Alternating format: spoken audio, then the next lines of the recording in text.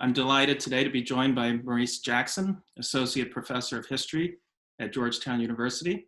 He's the he's the author or editor of a number of books, including the co-editor with Blair Rubel of DC Jazz, which was published by GU Press in 2018 and which we'll be discussing today. He's just back from teaching for a year at Georgetown's campus in Qatar.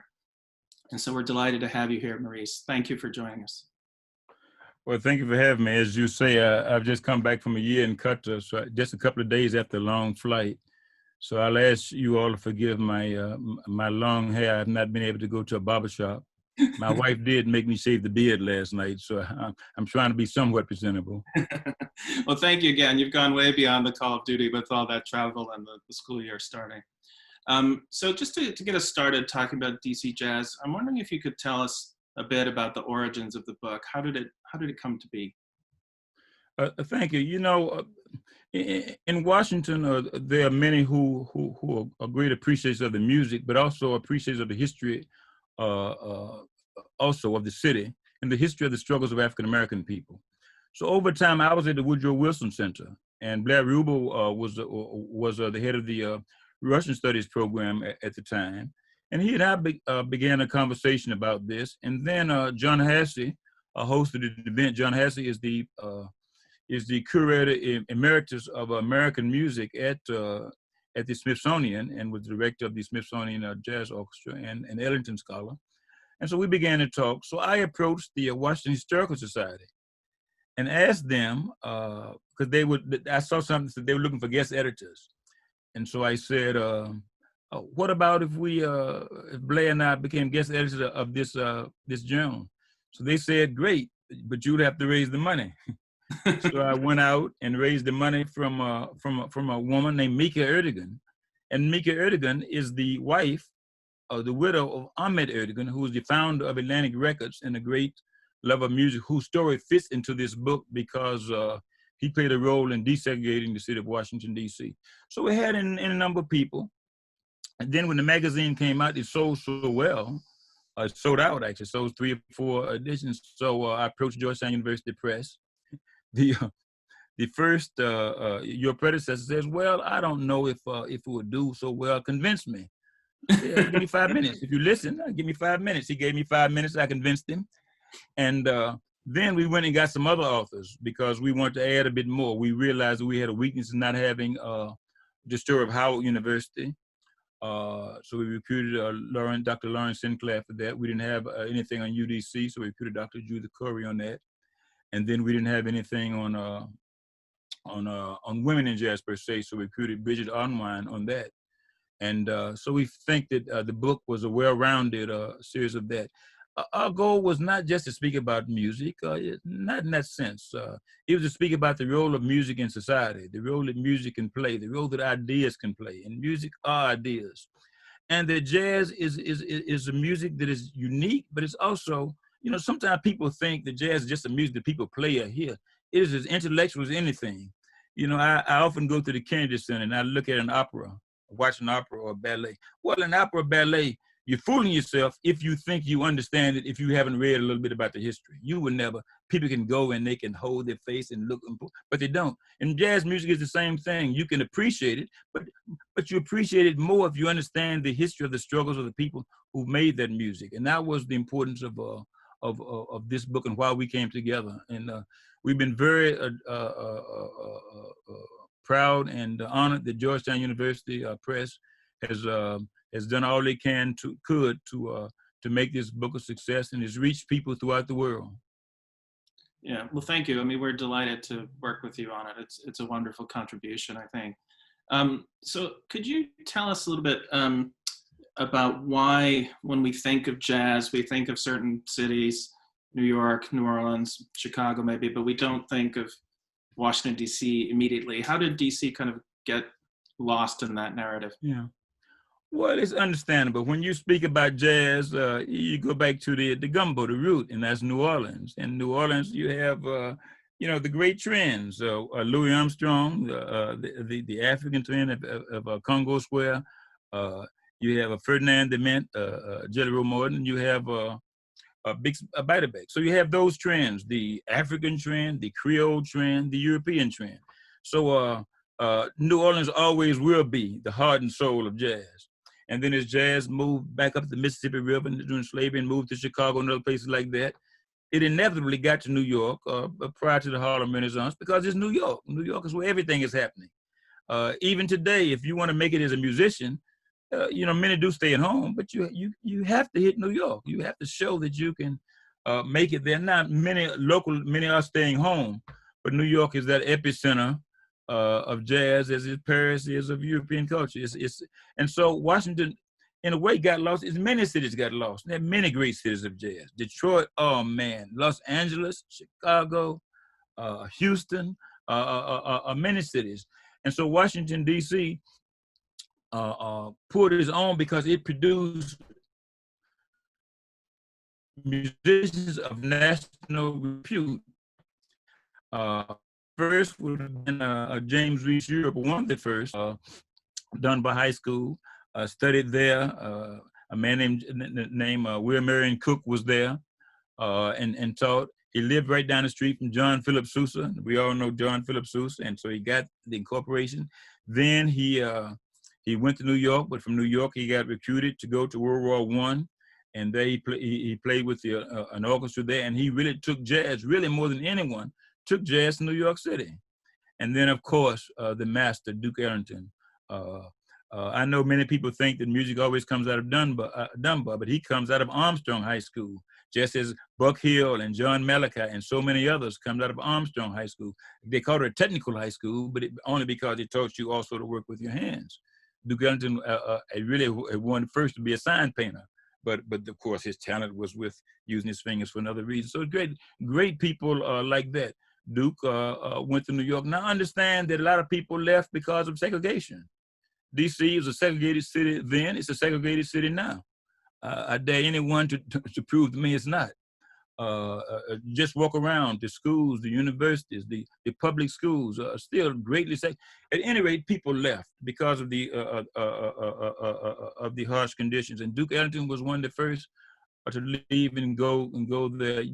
Do you know that when Duke Ellington wanted to bury his mother here in Washington, the cemetery discriminated against them, the great Duke Ellington, so he took his mother, and she's buried now in New York because of the segregation that existed. So many left, but Duke always came back home. His last concert actually was held at Georgetown University. Huh. Didn't know that. He died.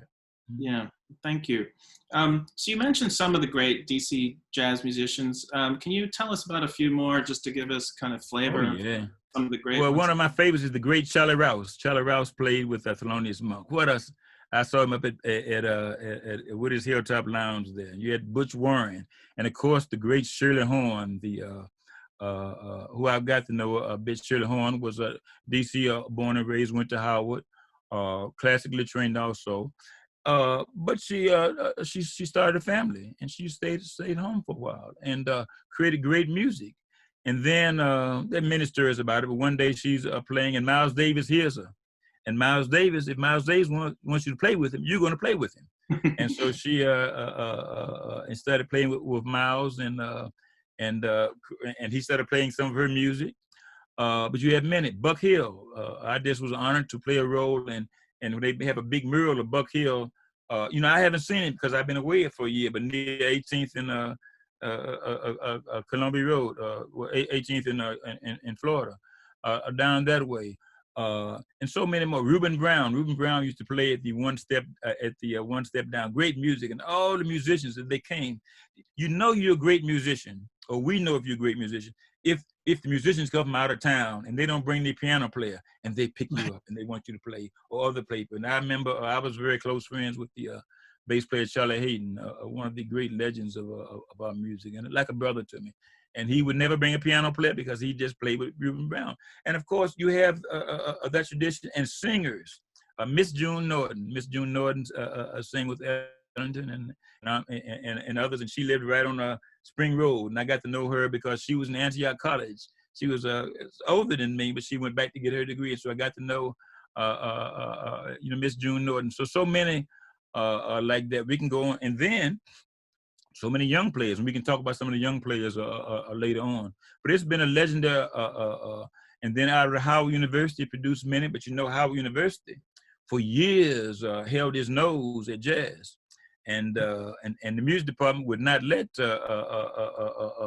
musicians come. That later on, some came and made a great role there. And the Donna Bird came and started the whole jazz program there. And then, of course, UDC, the University of District of Columbia, has been the epitome, the lodestar in both developing great jazz musicians, but also keeping that legacy as a place that you also study music and appreciate and collect it. One day, I'm walking of Georgetown, and a man comes past me, and his name is Paul Anthony. Well, Paul Anthony was a great legend. He graduated from Georgetown, and he had this great melodious voice, and he had this radio program. So we started talking. He said, Jack, a lot of people call me Jackson or Jack. Jack, I have a lot of records, and I don't know what to do with them. I said, well, let's get them to Georgetown. Yeah. So I go to the library, and libraries, we don't have room. Well, what do you mean you don't have room? 10,000, you could put them on the wall.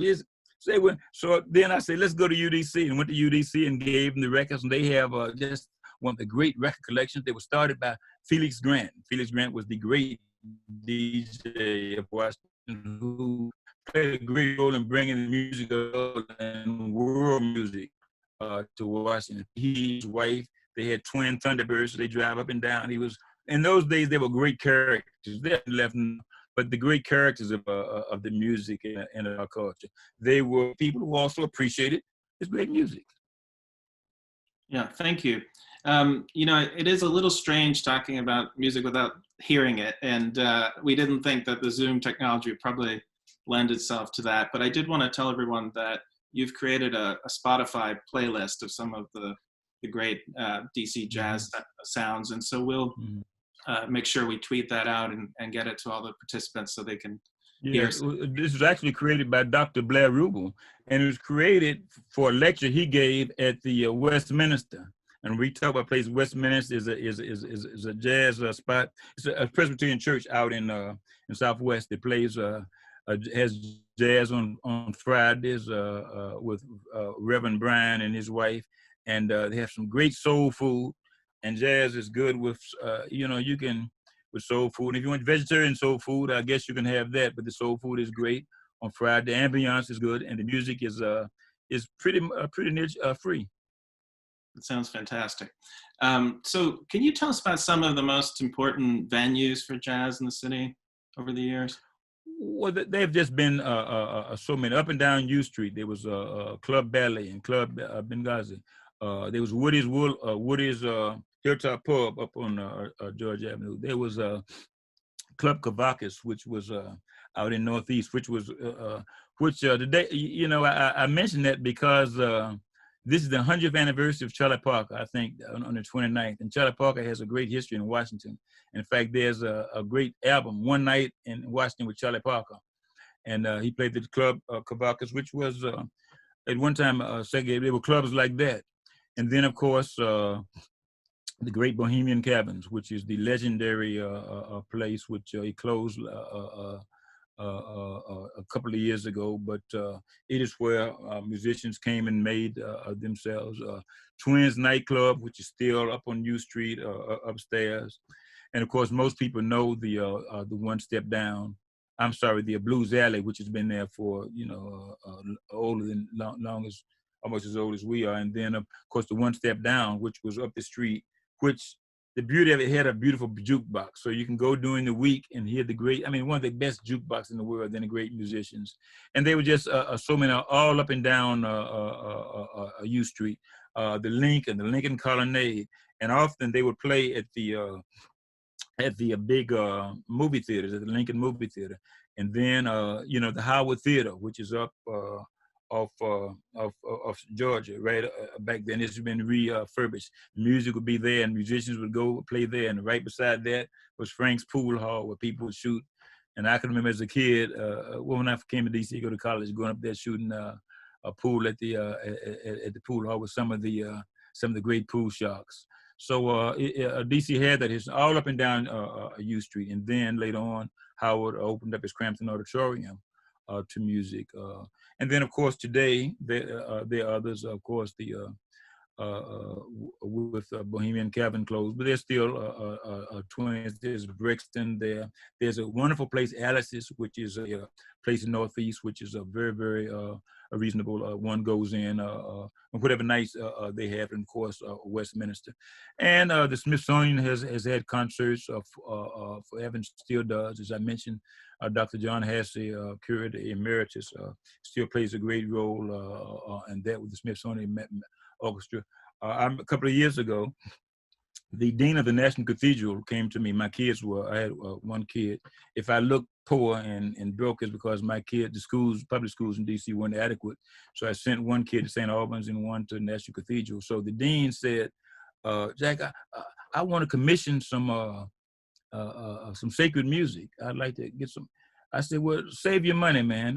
Why don't you use the Smithsonian Jazz Orchestra to play the sacred concerts of Duke Ellington, which, as I knew, had been only played once or twice. And so he commissioned that, and this great orchestra came in and played music there. And then Wynton Marsalis came not long after and played his Pulitzer Prize winning concert, Blood on the Field. So you have that. And then you have the Kennedy Center, and it's led by, the orchestra is led by the wonderful young musician, Jason Moran. Mm-hmm. The president of Georgetown University called in one day and said, Maurice, I want to think I'm going to call in 10 people and they're going to give me 10 names. So I said, that's 100 names, man. So I said, I'll tell you what, let me just give you one. Jason Moran, who had won a McCarthy Award, but who was a young freshman. He was the head of music at the Kennedy Center. Jason down, and he and the president and I had this one homecoming a morning. We sealed the deal, and so for 2 years, he was a jazz artist in residence at Georgetown, and he would give 2 performances and master classes a year.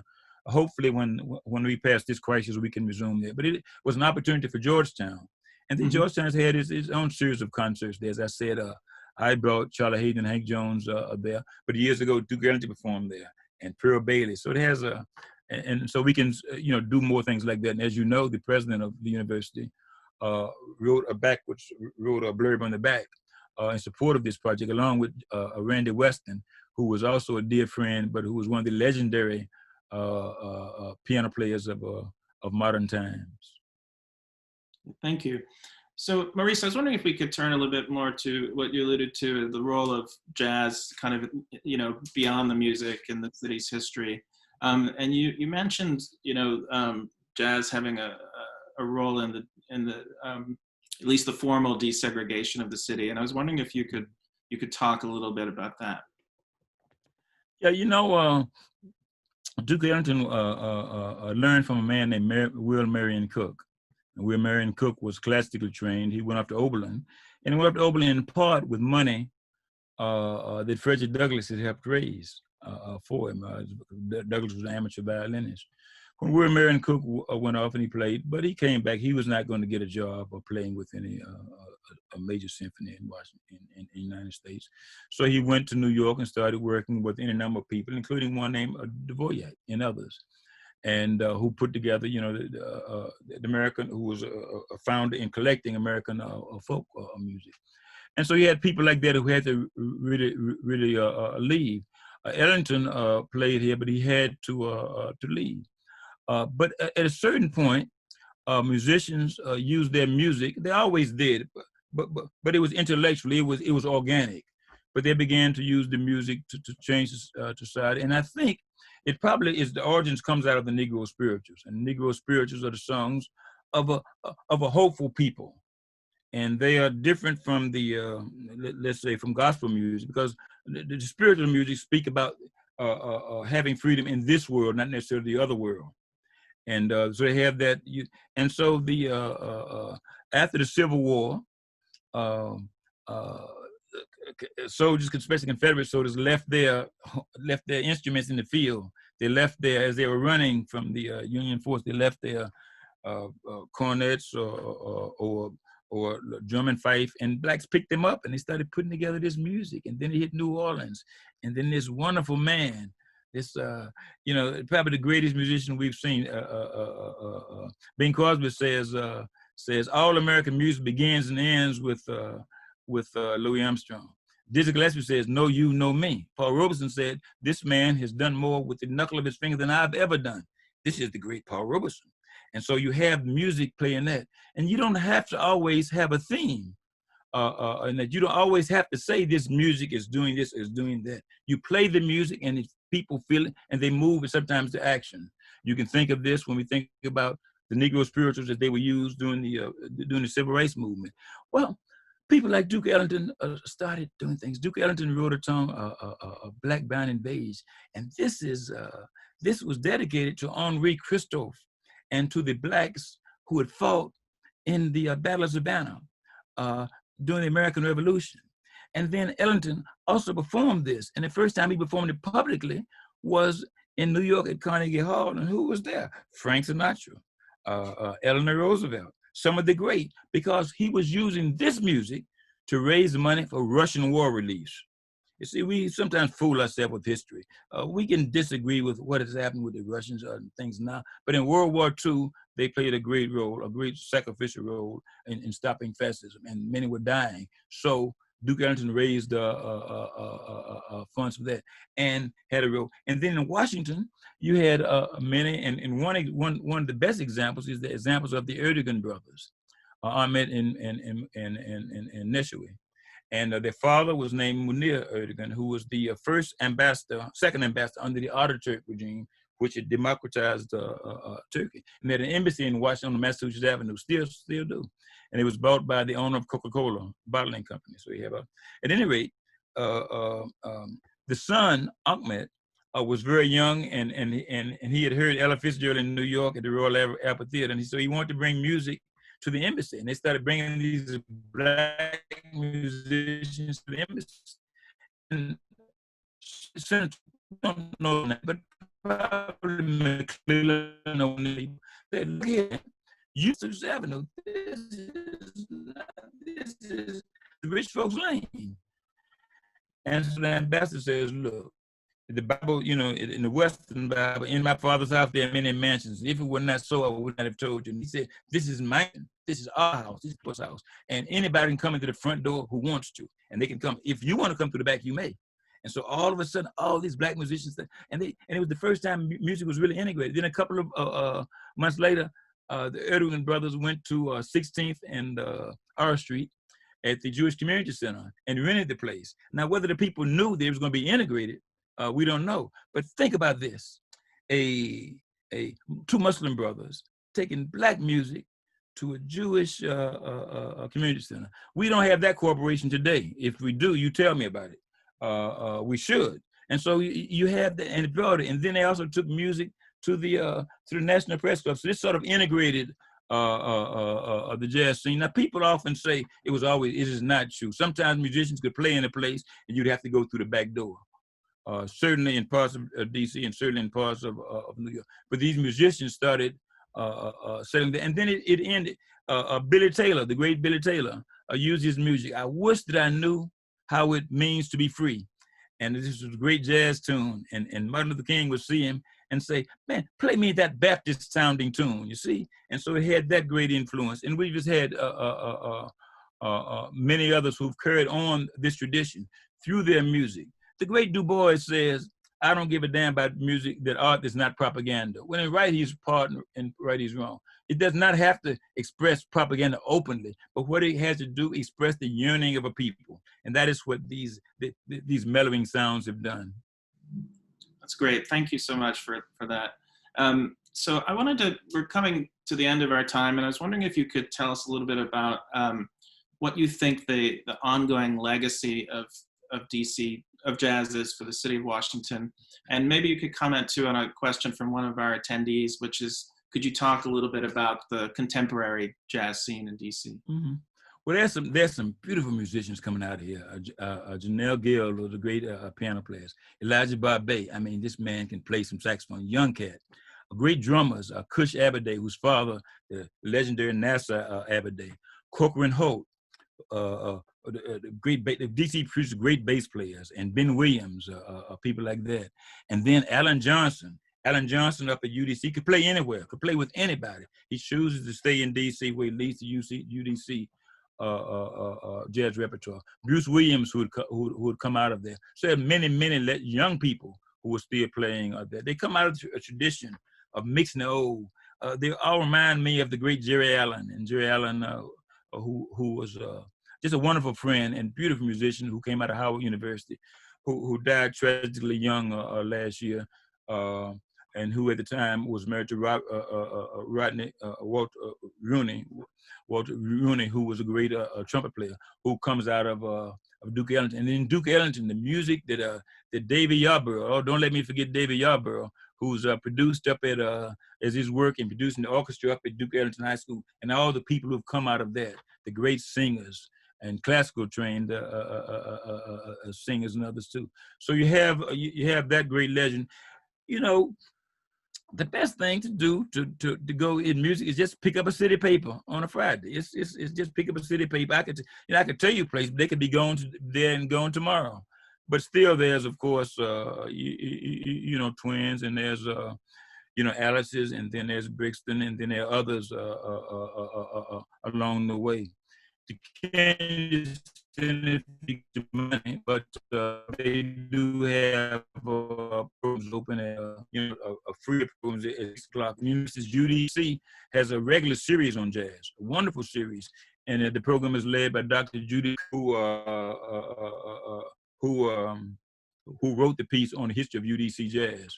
And of course, as I mentioned before, Westminster and Alice's. So there are many places that are open to it. Unlike, the beautiful thing about New York, just get the subway. You get off the subway, get there. You can't always do that in DC. You can't always just get the subway but there are these places, and they deserve the support. And the music programs that are coming out of Duke Ellington and Howard and UDC are certainly worthy place that hold their own with many institutions. Thank you. So maybe we could end with a question that's come in about Duke Ellington. This participant's asking, how did he come to perform his last concert at Georgetown, and where was it on campus? He was at the McDonald, Jimmy. He was invited there. He was very ill at the time, dying of cancer. So he had another pianist play parts for him. He had come back. He came to DC many times. As I say, he was bitter because of the spirits of his parents. But one of the last time he came to the White House, he came at the invitation of Richard Nixon. He would play often up at the not far from where I live, up at the Carter Barron, which was had free concerts there with Ella Fitzgerald and many others there. And so he came. I suppose he knew he was dying. He was in his early 70s.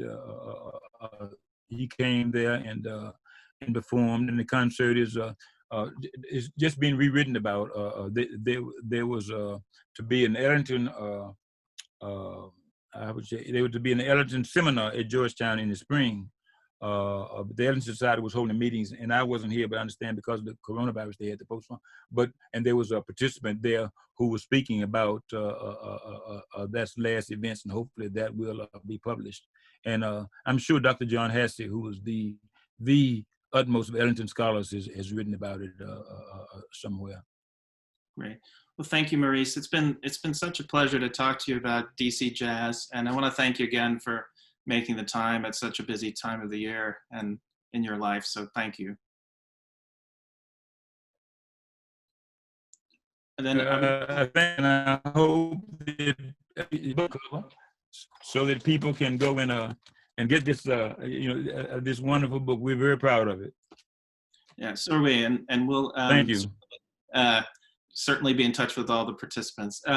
So I wanted to say, just in closing, that next week we're going to be speaking with Georgetown University history professor Timothy Newfield, who's an ancient and medieval historian, about the current pandemic in historical perspective. So hope you'll join us then at a regular time on Thursdays. And thank you again, Maurice, for a wonderful conversation. Thank you very much. I look forward to hearing my colleague, Tim.